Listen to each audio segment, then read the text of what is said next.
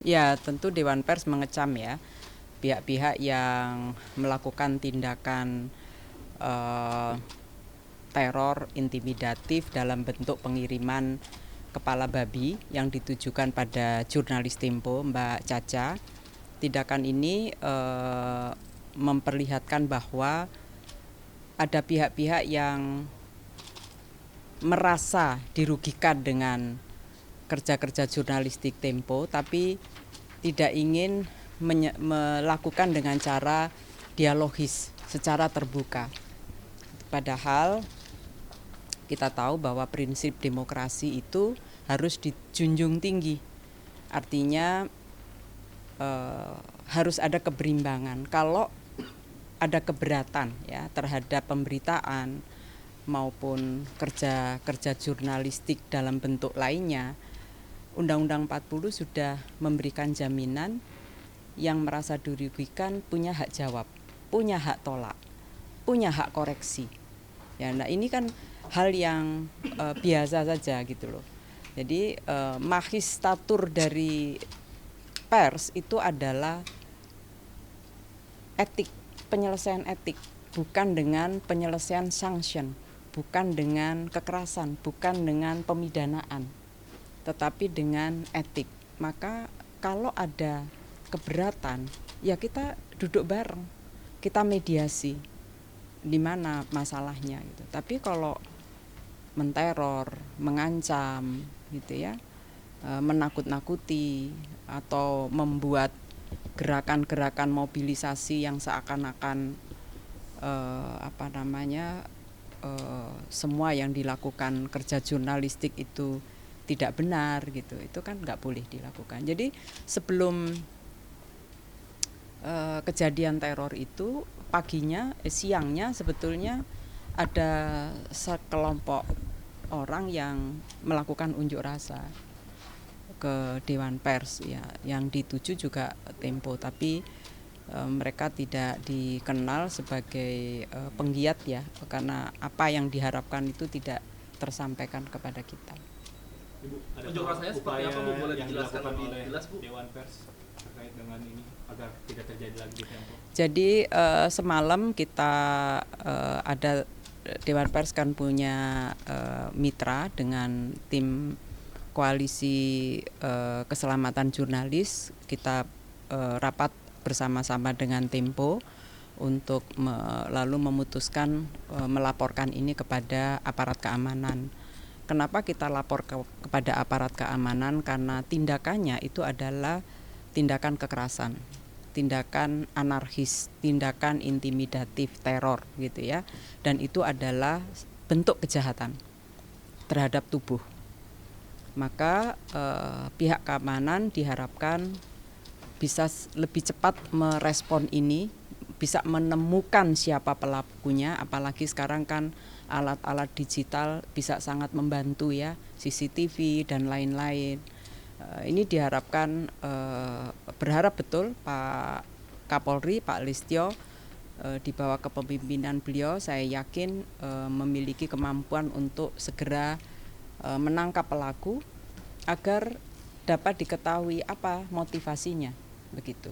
Jangan sampai menimbulkan persepsi yang liar begitu ya. Jadi kita berharap ini agar kemudian aparat penegak hukum bisa menemukan pelakunya dan menemukan motivasi dalam kegiatan-kegiatan teror semacam ini. Nah yang kedua, ini saya kira penting, korban itu kan juga mengalami trauma ya, trauma. Berharap betul lembaga perlindungan saksi dan korban meskipun sekarang sudah di safe house ya, juga secara aktif ya, tidak menunggu permintaan untuk proaktif memberikan perlindungan. Kenapa ini dilakukan? Karena kawan-kawan jurnalis, apa yang terjadi pada Mbak Ica itu bisa berpotensi memunculkan ketakutan bagi kawan-kawan jurnalis lain yang sedang menjalankan tugasnya. Ada kekhawatiran yang sama, jangan-jangan kami juga akan mengalami persekusi semacam ini. Jangan-jangan saya akan menerima teror. Kenapa? Karena ini kan bukan kejadian baru. Kita tahu sepanjang tahun 2024 menjelang pemilu di beberapa daerah juga terjadi kekerasan dan belum semuanya terungkap gitu ya.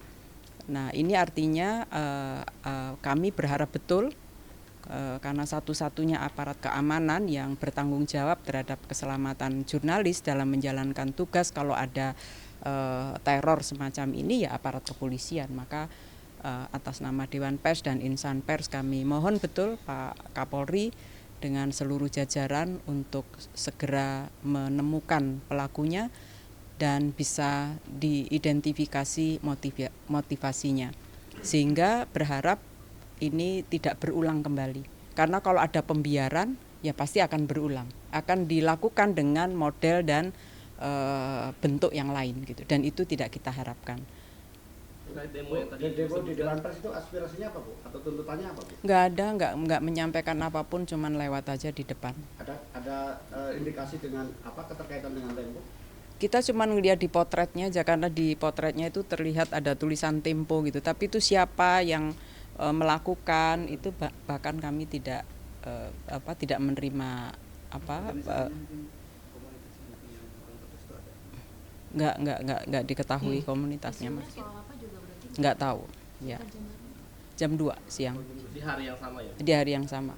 Bu, sedikit respon dari Dewan Pers boleh terkait revisi Undang-Undang TNI kemarin yang dikhawatirkan atau banyak yang takut terhadap insan pers yang akan terjadi lagi seperti sebelum-sebelumnya dengan aktifnya revisi Undang-Undang TNI yang baru ini. Publik atau netizen nih sekarang bersuara apakah pers akan kembali seperti semasa sebelum. Nah mungkin ada Dewan Pers bisa menegaskan kalau mungkin hal itu tidak akan terjadi, atau seperti apa respon Dewan Pers terhadap revisi Undang-Undang TNI kemarin yang sudah disahkan. Dewan Pers tentu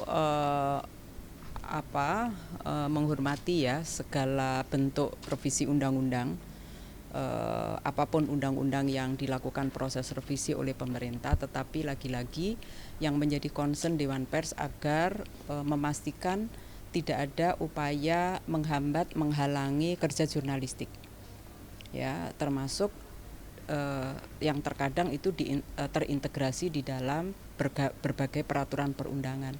Salah satu contoh sih yang secara langsung kita rasakan adalah KUHP, ya kan? Di KUHP memang secara langsung ada ketentuan yang memberi membuat berakibat pada hambatan pada kerja-kerja jurnalistik. Lalu kemarin yang revisi draft revisi Undang-Undang Penyiaran misalnya, itu juga ada terkait pemberitaan. Nah, terkait Undang-Undang TNI memang tidak ada yang secara langsung terkait dengan kerja-kerja jurnalistik gitu ya.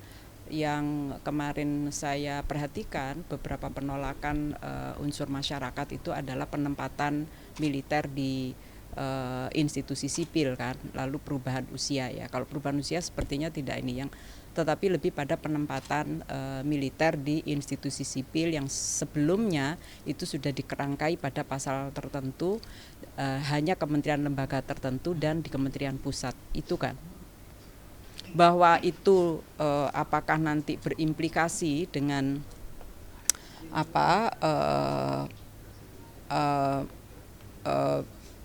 militer kemudian menduduki di posisi-posisi kunci kementerian lembaga institusi sipil yang itu dikhawatirkan oleh kawan-kawan jurnalis, ya saya kira secara potensial bisa saja kalau misalnya tidak ada relasi yang setara dalam berkomunikasi ya, karena kita tahu bahwa hambatan kawan-kawan jurnalis itu modelnya macam-macam. Ya, modelnya macam-macam.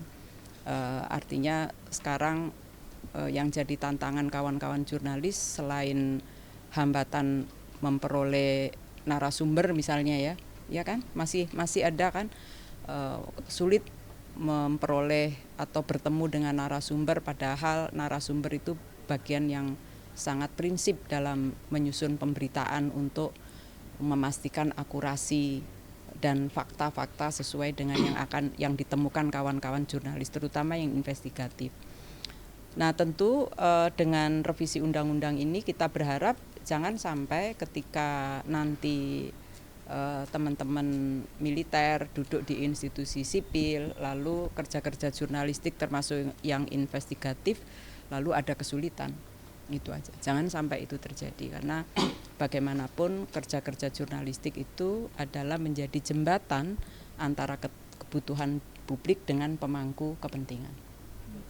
Cukup. Bu Nini tadi sempat mengatakan sampai sekarang belum ada mekanisme perlindungan untuk jurnalis dari negara. Apa yang bisa dilakukan, sejauh mana Dewan Pers bisa mengupayakan itu supaya kita bisa mendapatkan perlindungan? Iya, jadi gini, kita kan dulu pernah mengusulkan undang-undang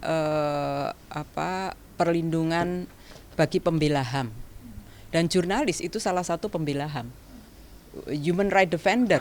Kalian bekerja ini human right defender karena menjalankan prinsip-prinsip demokrasi ya, kepentingan rakyat itu dijembatani oleh kawan-kawan jurnalis gitu ya. Nah, sampai hari ini undang-undang pembela HAM itu kan belum disahkan, dan itu sudah entah berapa lama gitu ya. Dewan Pers sebagai institusi yang diberi mandat untuk memastikan kesejahteraan wartawan, kesejahteraan wartawan itu bukan hanya gaji dan jaminan kesehatan, tetapi juga keselamatan kerja, selama ini hanya dinaungi oleh perusahaan. Padahal keselamatan jurnalis itu adalah tanggung jawab negara. Negara itu ya ada pemerintah, ya ada penegak hukum, ya ada media itu sendiri. Jangan hanya dibebankan pada media. Nah, dalam konteks inilah Dewan Pers sampai akhir masa jabatan saya ini sedang mengupayakan, sedang membentuk tim seperti satuan tugas begitu ya. Karena satuan tugas yang ada itu hanya internal Dewan Pers dan teman-teman jurnalis. Jadi KKJ itu Komite Keselamatan Jurnalis itu hanya Dewan Pers dan teman-teman jurnalis begitu ya, organisasi jurnalis. Maka sekarang akan diperluas dengan melibatkan kementerian lembaga. Misalnya yang langsung berhubungan adalah LPSK, Lembaga Perlindungan Saksi dan Korban. Kita tahu Lembaga Perlindungan Saksi dan Korban itu mestinya tidak hanya melindungi dalam konteks kasus-kasus tindak pidana dan hanya melindungi manusianya, tapi harusnya juga melindungi alat kerja. Karena kekerasan yang dilakukan terhadap wartawan itu khas, bukan yang dirusak itu bukan hanya manusianya, tapi alat kerjanya. Nah, mekanisme perlindungan terhadap alat kerja ini yang kita perlu pastikan di LPSK ada. Jadi satu, kita gandeng LPSK. Ya, ini udah pertemuan ketiga nih. Mudah-mudahan bisa kita pasca Lebaran ini udah bisa kita rasakan hasilnya. Lalu ada Komnas HAM, karena kok di Komnas HAM punya wewenang penyidikan ya, sehingga itu penting. Lalu ada Komnas Perempuan, karena jurnalis perempuan yang 87% tertinggi ya, jumlahnya paling banyak, jumlahnya lebih banyak jurnalis laki-laki, tapi kekerasan yang dialami jurnalis perempuan itu khas. Jadi 87% itu mengalami pelecehan seksual, termasuk di ruang siber. Lalu kemudian kita juga melibatkan Kementerian Hukum dan Kepolisian, Kejaksaan dan Mahkamah Agung. Kenapa? Karena bentuk kriminalisasi itu potensial juga dilakukan melalui pelaporan ke kepolisian dengan menggunakan Undang-Undang ITE. Lalu gugatan ganti rugi melalui gugatan perdata. Nah, ini semua adalah mekanisme perlindungan yang sedang kita kuatkan, bukan berarti nggak ada ya, sama sekali nggak ada, nggak. Dari negara memang belum ada, tapi dari insan pers dan Dewan Pers ada, yaitu setidaknya melalui MOU. Negara yang sudah melakukan itu baru kepolisian. Ya, kepolisian sudah ada dengan Dewan Pers, ada MOU sehingga mengurangi intensitas kriminalisasi terhadap kerja-kerja jurnalistik. Yang dikriminalkan bukan hanya jurnalisnya loh, kadang-kadang medianya juga di ini. Jadi kita berharap mudah-mudahan mekanisme ini selesai sambil menunggu undang-undang pembela HAM.